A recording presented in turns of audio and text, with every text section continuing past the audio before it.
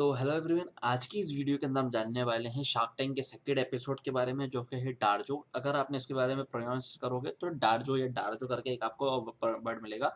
Basically ये एक company है जो कि टी मैन्युफैक्चरिंग के अंदर काम करती है, ठीक है। दार्जिलिंग के अंदर से जो दार्जिलिंग टी होती है उसके अंदर, ठीक है ना। तो इंडिया में जैसे आपको पता ही है कि रेगुलरली एक ही तरीके की टी आपको कुछ तरीके के देखने को मिलती है। ये थोड़ा सा अलग तरीके के टी के अंदर करते हैं। थोड़ा सा मैं इसके बारे में डिटेल में लास्ट में भी आपको इनकी वेबसाइट के ऊपर थ्रू बताऊंगा, तो वहां पे वो थ्रू कर लेंगे अपन, ठीक है। ये दो फाउंडर्स की टीम है यहाँ पर, ईशान और स्पर्श, ठीक है। यहाँ पर इनका डार्जो टी के नाम से स्टार्टअप है, ठीक है। मगर कुछ चीज़ देखने मिली जो मेरे को आखिरी में देखने को नहीं मिली, वो भी मैं आपको बताऊंगा। तो यहाँ पर इनके पास क्या है, इनका फैमिली बिजनेस था या उसके साथ साथ इनके पास खुद का डार्जो पूरा हिल है, जंक्शन है। उसके हिसाब से इनको नॉलेज है और साथ साथ में इनके पास पूरा का पूरा सिनेरियो है।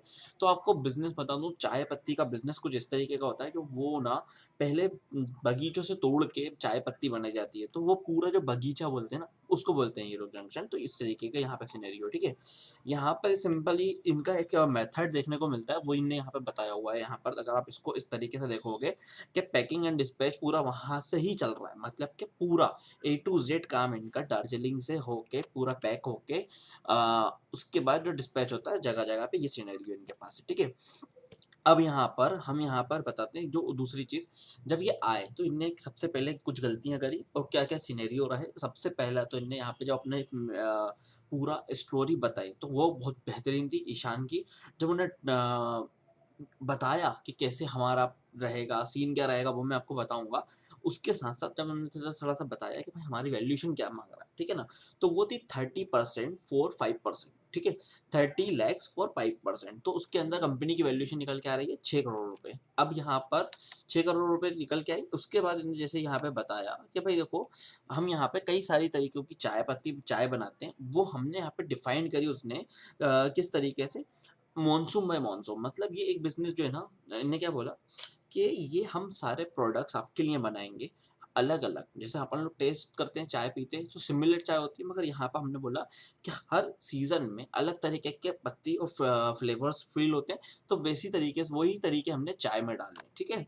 यहाँ तक इनने ये निकाल दिया। उसके बाद जो इनकी दार्जिलिंग टी का मार्केट कैप था वो बहुत बड़ा नहीं था। बेसिकली दार्जिलिंग टी जो होती है वो थोड़ी अलग होती है।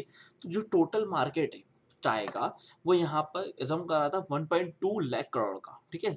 मगर उसके अंदर सिर्फ दार्जिलिंग टी का कितना बिजनेस है, 1500 करोड़ का।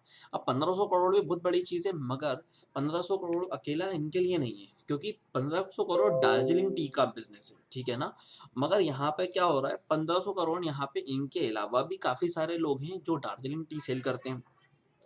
और अगर आप इंस्टाग्राम या यूट्यूब के ऊपर देखोगे तो आपको ऐड देखने को मिल जाएंगे। अगर आपने 2 या 3 बार दार्जिलिंग टी को देख लिया, उसके साथ इंडिया मार्ट के ऊपर भी अगर आप जाओगे तो वहां पे भी कई सारे, या मान के चलो हर एक बंदा दार्जिलिंग टी भी ऑफर कर रहा है नॉर्मल टी और कॉफी के साथ, ठीक है।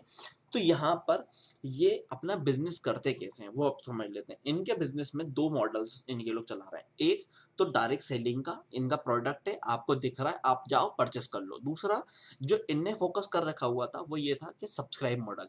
सब्सक्रिप्शन मॉडल क्या होता है, सब्सक्रिप्शन मॉडल कुछ इस तरीके से काम करता है यहाँ पर कि आप एक बार इनसे प्रोडक्ट लोगे और आप एक बार इनको फीस दोगे, तो बेसिकली और उसके बाद साल भर ही आपको चाय पहुंचाएंगे, ठीक है ना।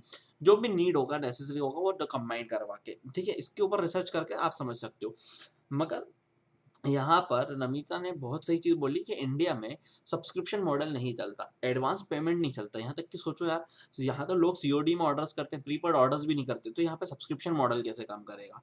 तो वो सिनेरियो यहाँ पे बहुत सही है। सिर्फ सब्सक्रिप्शन मॉडल कुछ ही जगह पे चलता है, या तो आपका ब्रांड बहुत बड़ा हो और आप सब्सक्राइबमेंट मॉडल के ऊपर बहुत कम प्राइस में पैसे पे आउट कर रहे हो, या तो फूड इंडस्ट्री में जो लोकल वाइज होता है, ठीक है।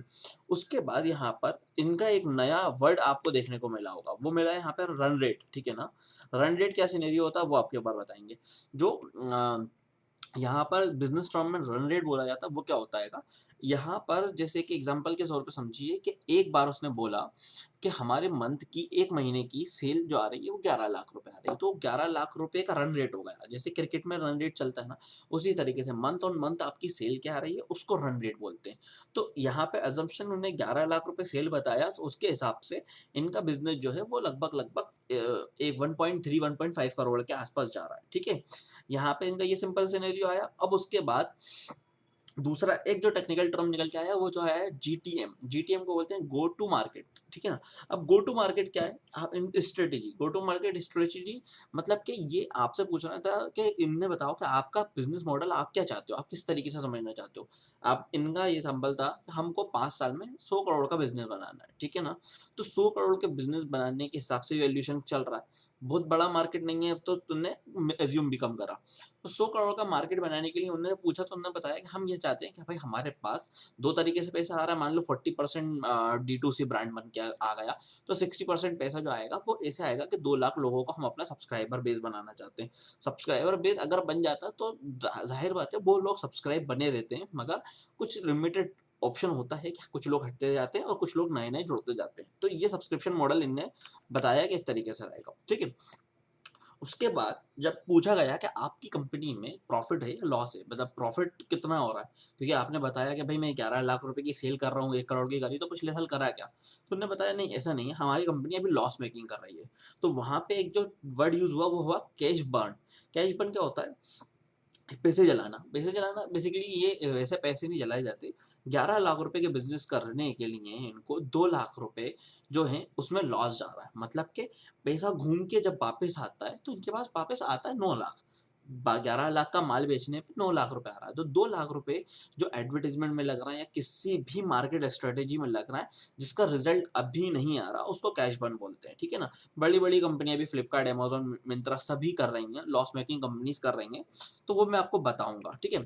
और मैं आपको एक क्लियर चीज बता दूं कि अगर जुड़े रहोगे तो आप देखोगे मैं ऐसी वीडियोस कई सारे एपिसोड्स के ऊपर बनाने वाला हूँ आगे चल के, ठीक है। तो यहाँ पे ये सिंपल सिनेरियो था। फिर आखिरी में इनका क्वेश्चन पूछा गया जो कि आपकी कंपनी किसी और से वैल्यूएशन ली हुई है या नहीं ली हुई है। तो 8.5 करोड़ की इनने वैल्यूएशन ली है, वो भी कन्वर्टेबल 32। अब ये क्या होता है मैं आपको थोड़ा सा बता देता हूँ। मतलब क्या, आप समझो कि इनने 8.5 करोड़ इनने पहले से ले रखे होंगे, ठीक है। 6 करोड़ की वैल्यूएशन अभी से मांग रहे थे, तो कन्वर्टेबल में आप सोचो कि 6 करोड़ की जब पूरी कंपनी की वैल्यूएशन मांग रहा है तो 8.5 करोड़ कैसे लिया होगा। तो ये कन्वर्टेबल क्या सिस्टम है, कन्वर्टेबल मतलब कि इनने 32 करोड़ तक का कन्वर्टेबल है, मतलब कि आगे पीछे हो सकता है और कैश बर्न के हिसाब से यहाँ पे सिनेरियो करा है। और ये ज्यादा अमाउंट देके करा हुआ है, ठीक है ना, वो रिवील नहीं करा यहाँ पर, ठीक है। तो ये सब सिनेरियो होने के बाद इनको पता चला और इन्हें पहला ऑफर दिया, वो भी विनीता ने, कि 30 लाख रुपए देंगे आपको 10% के लिए। और ओरिजिनल ऑफर क्या था, मतलब उनकी आज की थी 30 लाख रुपए 5% के लिए, ठीक है। तो यहाँ पे 30 लाख रुपए मिले या ना मिले, आगे इनको ऑफर्स और मिले या देखते हैं, ठीक है।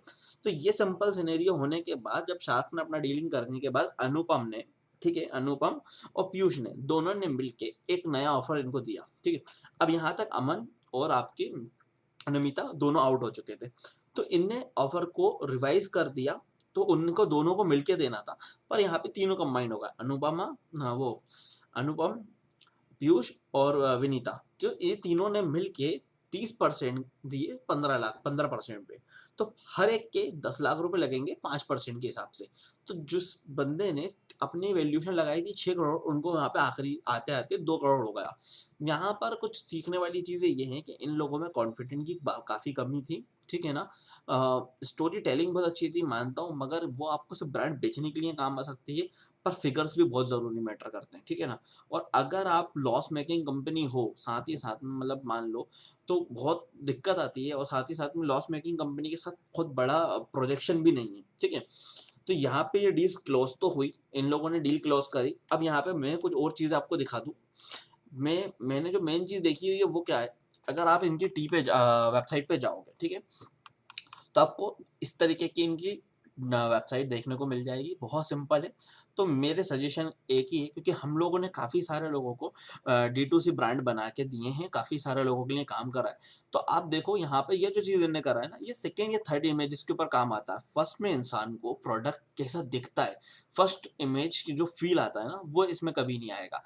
तो जो इनने इस तरीके का लगाया हुआ है, अगर ये यहाँ पर अपने प्रोडक्ट की एसी में ही लगाते हैं, ठीक है ना, तो वो बहुत ज़्यादा मैटर होता, ठीक है। अब यहाँ पर काफ़ी सारी चीज़ आपको देखने को मिल जाएंगे, वेबसाइट काफ़ी अच्छी है, स्मूथली काम कर रही है कि यहाँ पे इन्हें बताया हुआ भी है 100 ग्राम आपके 1 कप के हिसाब से यूज़ हो रहेगा, या तो आप अगर आप 25 ग्राम लोगे तो उसमें आपके 100 ग्राम बनेंगे कप्स। और ये सारा का सारा सिनेरियो, उसके बाद यहाँ पे सब्सक्रिप्शन मॉडल भी उन्होंने आपको दे दिया कि अगर आप इस पे सब्सक्रिप्शन मॉडल लेते हो तो उस कंडीशन में आपको क्या प्राइस पड़ता है, ये सारा सिनेरियो। पर थोड़ी-सी चीज़ इनको अच्छी कर लेनी चाहिए, और क्रैश बेस के ऊपर ये नहीं है, जिसके हिसाब से हम नहीं बता सकते कि अपन नहीं फाइंड नहीं कर सकते कि इनकी पिछली फंडिंग्स कहाँ से और कितने मिली है। तो उम्मीद करता हूँ ये समझ में आया होगा आपको सिनेरियो। इसके अंदर अगर कुछ भी डिफ़िकल्टी आई हो तो आप उसको बताएँ, और सब्सक्राइब करें चैनल को, ताकि हम ऐसे हर एक स्टार्टअप के ऊपर और साथ में जितने भी शार्क टैंक के ऊपर होंगे, वो सारे सिनेरियोज़ आपको ईज़िली मेथड में बताने की कोशिश करेंगे। मिलते हैं नेक्स्ट वीडियो में। Thank you so much.